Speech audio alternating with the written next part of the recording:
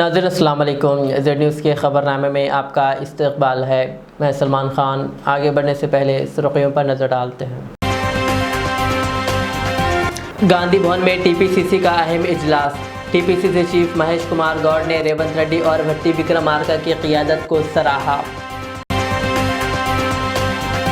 Kedarnath helicopter हादसे पर वज़ीर राम मोहन नायडू का बयान। कहा, यात्रियों के महफूज सफ़र के लिए हुकूमत पुरअज़्म, जदीद इक़दामात पर किया जा रहा है गौर। सिकंदराबाद में बोनाल त्यौहार तारीख़ी अंदाज में मनाया जाए। वज़ीर ट्रांसपोर्ट पुन्नम प्रभाकर की ओहदेदारों को हिदायत। दिल्ली की वज़ीर आला रेखा गुप्ता का ऐलान। कांवर कमेटियों को बराह रास्त माली इमदाद, टेंडर या कॉन्ट्रैक्ट का निज़ाम खत्म। तेलंगाना पुलिस की बड़ी कामयाबी, वेरी फास्ट ऐप को कौमी एजाज़, दिल्ली में नवाजा गया अवार्ड से। फ़ोन टैपिंग मामला, बीजेपी एमपी एटला का साबिक़ा बीआरएस हुकूमत पर इल्ज़ाम। कहा, 2018 से मेरा फ़ोन था निगरानी में।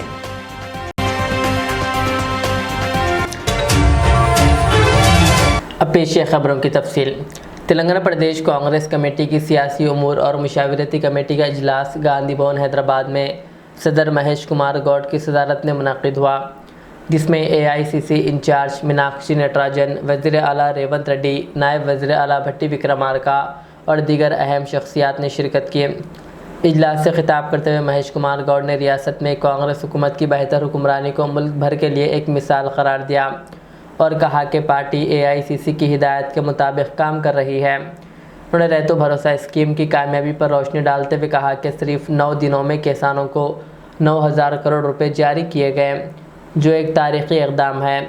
महेश कुमार गौड़ ने कांग्रेस कारकुनों से अपील की है कि वह फलाही स्कीमात को आवाम तक मौसर अंदाज में पहुँचाए। గౌడ్ గారు ఒక మాట చెప్పింది, ఈ 18 నెలల పరిపాలన ఒక గోల్డెన్ పీరియడ్ అని. ఈ గోల్డెన్ పీరియడ్ ని ప్రజల దగ్గరికి తీసుకెళ్ళాలి. పనిలో మేము నిమగ్నమైనం.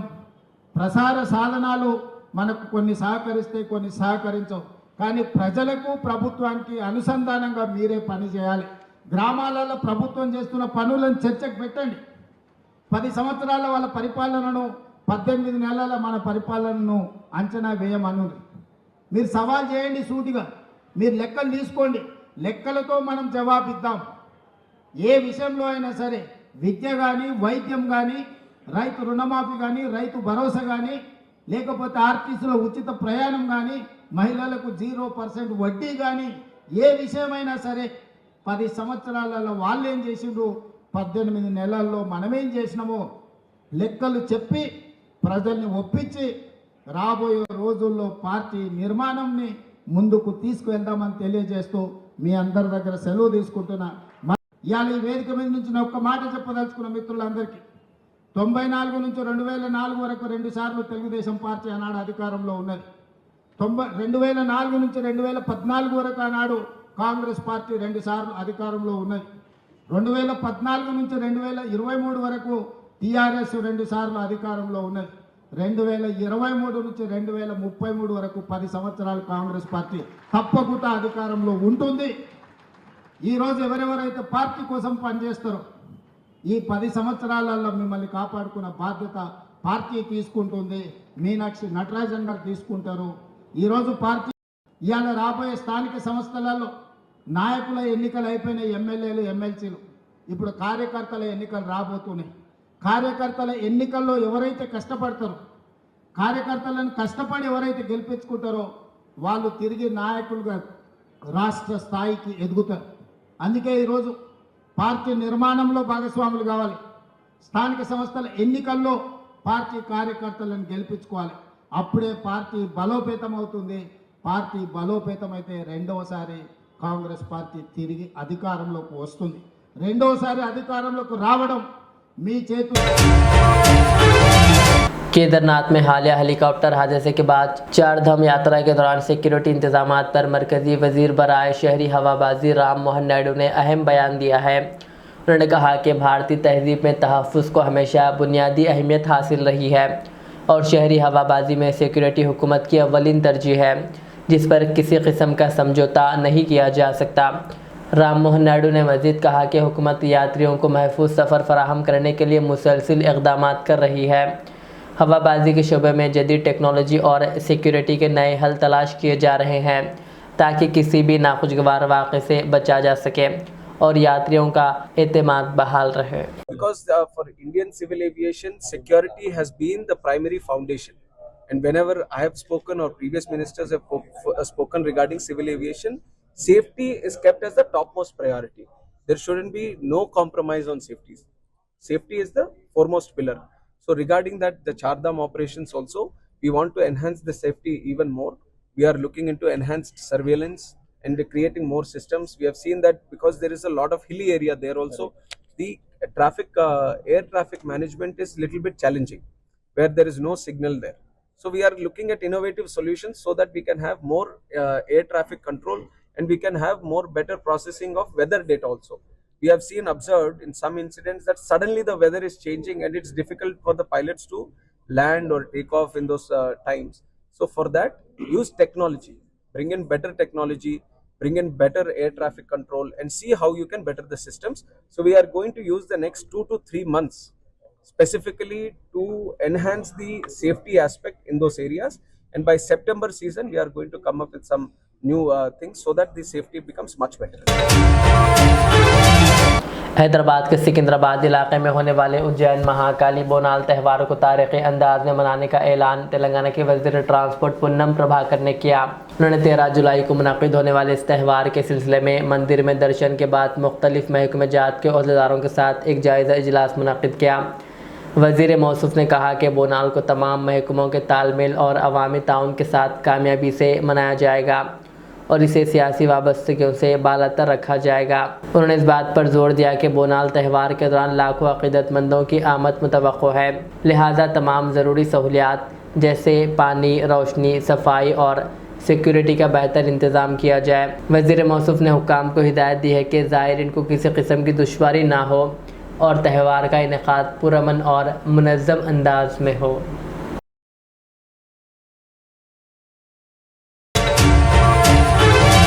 दिल्ली की वज़ीर आला रेखा गुप्ता ने काबीना के इजलास के बाद प्रेस कॉन्फ्रेंस से खिताब करते हुए एक बड़ा फ़ैसला सुनाया। उन्होंने ऐलान किया कि अब दिल्ली हुकूमत तमाम रजिस्टर्ड कांवर कमेटियों को बराह रास्त डायरेक्ट बेनिफिट ट्रांसफ़र के ज़रिए फ़ंड्स फराहम करेगी। इस अमल के लिए किसी भी किस्म के टेंडर या कॉन्ट्रैक्ट की ज़रूरत नहीं होगी। कमेटियाँ ज़िला मजिस्ट्रेट DM के दफ्तर से दरख्वास्त देकर ये सहूलत हासिल कर सकेंगी। वज़ीर आला ने मज़ीद बताया कि कांवर कमेटियों को दरकार तमाम NOC के हुसूल के लिए सिंगल विंडो सिस्टम भी मुतारिफ़ कराया जाएगा ताकि इजाज़त के अमल को आसान, तेज़ और शफ़ाफ बनाया जा सके। इन इक़दामात का मकसद कांवर यात्रा के इंतज़ामात को मज़ीद बेहतर बनाना है।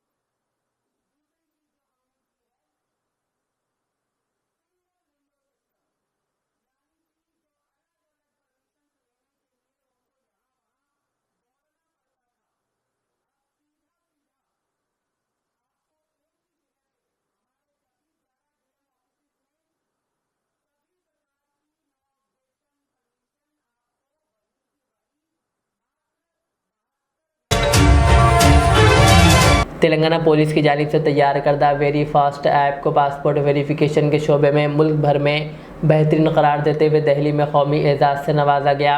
ये अवार्ड इंटेलिजेंस डायरेक्टर जनरल पवित्रा मरगीता ने पेश किया।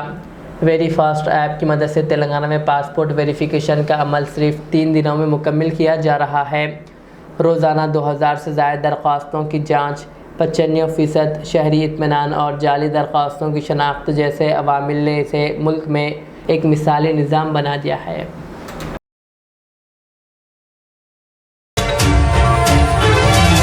बीजेपी के रुकने पार्लिमान ईटेला राजेंद्र ने फ़ोन टैपिंग मामले पर साबिक़ा BRS हुकूमत पर संगीन इल्ज़ाम आयद किए।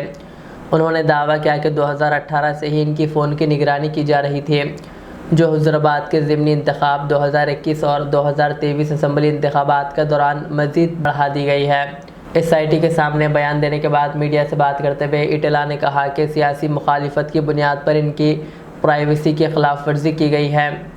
ईटेला ने साबिक़ SIT चीफ प्रभाकर राव की तकर्री को गैर कानूनी करार देते हुए इल्ज़ाम लगाया कि अपोजिशन कायदीन, जजेस और वज़रा की फ़ोन टैपिंग जमहूरियत के लिए ख़तरा है। उन्होंने सवाल किया कि प्रभाकर राव को ये इख्तियारात किसने दिए और इल्ज़ाम लगाया कि इस पूरे नेटवर्क को साबिक़ वज़ीर-ए-आला KCR खुद कंट्रोल कर रहे थे। उन्होंने इसे ताकत का गलत इस्तेमाल करार देते हुए तशवीश का इजहार किया।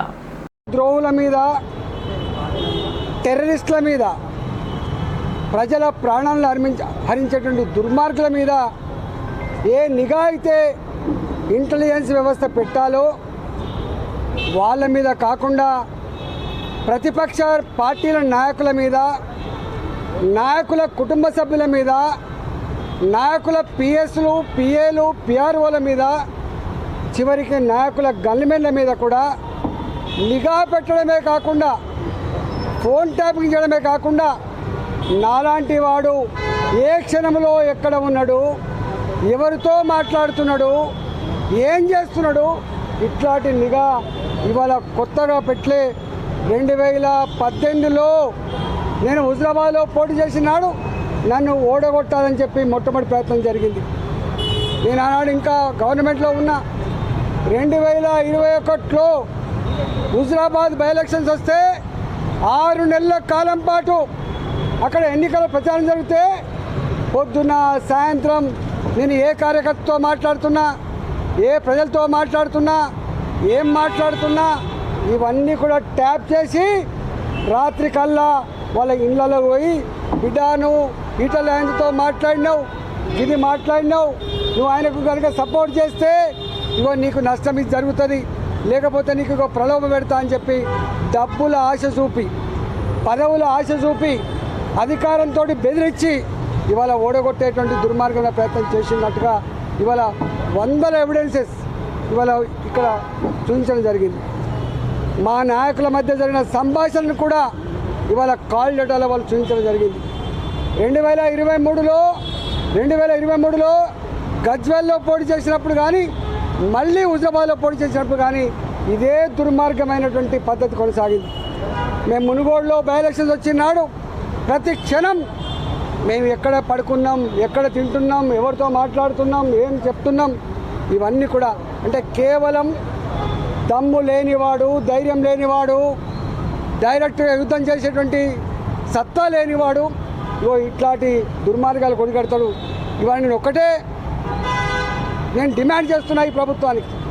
ఇప్పటికే సంవత్సరాలు గడిచిపోయింది. మీరు అనేక కమిషన్లు వేసిండ్రు. ఇవాళ విద్యుత్ కొనుగోళ్ల మీద కమిషన్ వేసిండ్రు, ఏమైందో తెలియదు. ఇవాళ ఫోన్ ట్యాప్ మీద కమిషన్ వేసిండ్రు, సంవత్సరం అవుతుంది, ఏం చేస్తారో తెలియదు. ఇవాళ కాళేశ్వరం మీద కమిటీ వేసిండ్రు, ఇంతవరకు రిపోర్ట్ రాలే. నాకు అనిపిస్తుంది ప్రభుత్వానికి నిజాయితీ ఉందా లేదా. ఇవాళ BRS BJP ఒకటని చెప్పి మాట్లాడేటువంటి రేవంత్ రెడ్డి గారు సమాధానం చెప్పవలసింది. ఇవాళ మీరు కనుక BRS కాంగ్రెస్ పార్టీ కనుక లోపాయికారు ఒప్పందం లేకపోతే, లాలుచి పడకపోతే ఎందుకు తూతూ మంత్రంగా ఎందుకు हैदराबाद के राजेंद्र नगर पुलिस स्टेशन हदूद में एक ही मोटरसाइकिल पर 8 नौजवानों के खतरनाक स्टंट्स की वीडियो सोशल मीडिया पर वायरल होने के बाद पुलिस ने कार्रवाई करते हुए तमाम नौजवानों के खिलाफ मुकदमा दर्ज कर लिया। वीडियो में देखा गया कि नौजवान ट्रैफिक के दरमियान बाइक पर मुख्तलिफ जगहों पर खतरनाक अंदाज में सफ़र कर रहे थे। जो कि ट्रैफिक कवानीन की खिलाफ वर्जी है। पुलिस ने बाइक के रजिस्ट्रेशन नंबर के ज़रिए इन नौजवानों की शनाख्त करके इन्हें हिरासत में ले लिया। इनकी लापरवाही से गाड़ी चलाने और ट्रैफिक ज़वाबित की खिलाफ वर्जी के तहत मुकदमा दर्ज किया गया। पुलिस हुकाम का कहना है कि गिरफ्तारियों और जुर्मानों के बावजूद इस तरह के ख़तरनाक स्टंट्स का रुझान ख़त्म नहीं हो रहा। उन्होंने वालिदैन और आवाम से अपील की है कि नौजवानों को इन ख़तरनाक हरकतों से बाज रखें ताकि जान व माल का तहफ़्फ़ुज़ यकीनी बनाया जा सके।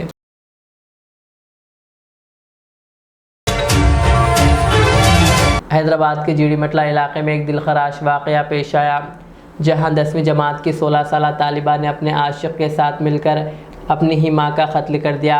लड़की के इंस्टाग्राम पर 19 साला नौजवान शिवा से दोस्ती हुई थी, जो मोहब्बत में बदल गई। जब यह बात लड़की की माँ को मालूम हुई तो इसने बेटी को सख्ती से डांटा और इस ताल्लुक़ को ख़त्म करने का मशवरा दिया। माँ की सरजनिश पर नाराज़ होकर लड़की ने शिवा और इसके भाई यशवंत के साथ मिलकर माँ को ही कत्ल करने की साजिश रचाई। तीनों ने मिलकर इसका कत्ल कर दिया। पुलिस ने मुकदमा दर्ज करते हुए तहक़ीक़ात का आगाज़ कर दिया है और मामले की तह तक पहुँचने की कोशिशें जारी है। मक़तूल की शनाख्त 39 साला एस अंजलि की हैसियत से हुई है।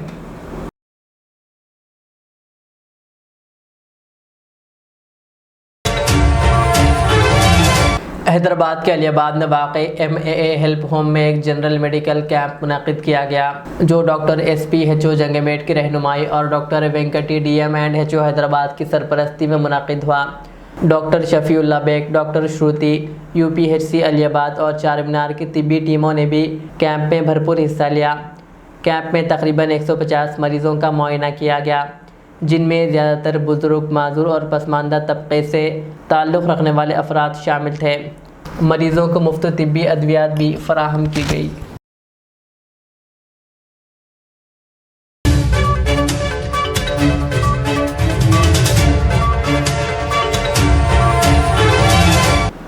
आखिर में सुर्खियाँ और एक बार। गांधी भवन में TPCC का अहम इजलास। TPCC चीफ महेश कुमार गौड़ ने रेवंत रेड्डी और भट्टी विक्रमार्का की क़ियादत को सराहा। केदारनाथ हेलीकॉप्टर हादसे पर वज़ीर राम मोहन नायडू का बयान। कहा, यात्रियों के महफूज सफ़र के लिए हुकूमत पुरअज़्म, जदीद इक़दामात पर किया जा रहा है गौर। सिकंदराबाद में बोनाल त्यौहार तारीख़ी अंदाज में मनाया जाए। वज़ीर ट्रांसपोर्ट पुन्नम प्रभाकर की ओहदेदारों को हिदायत। दिल्ली की वज़ीर आला रेखा गुप्ता का ऐलान। कांवर कमेटियों को बराह रास्त माली इमदाद, टेंडर या कॉन्ट्रैक्ट का निज़ाम खत्म। तेलंगाना पुलिस की बड़ी कामयाबी, वेरी फास्ट ऐप को कौमी एजाज़, दिल्ली में नवाजा गया अवार्ड से। फ़ोन टैपिंग मामला, BJP MP एटला का साबिक़ा BRS हुकूमत पर इल्ज़ाम। कहा, 2018 से मेरा फ़ोन था निगरानी में। ये थी आज के दिन भर की हमारी ख़बरें। मुझे इजाज़त दीजिए। हमारे चैनल को यूट्यूब पर सब्सक्राइब, फेसबुक पर लाइक शेयर ज़रूर करें। अल्लाह हाफ़िज़।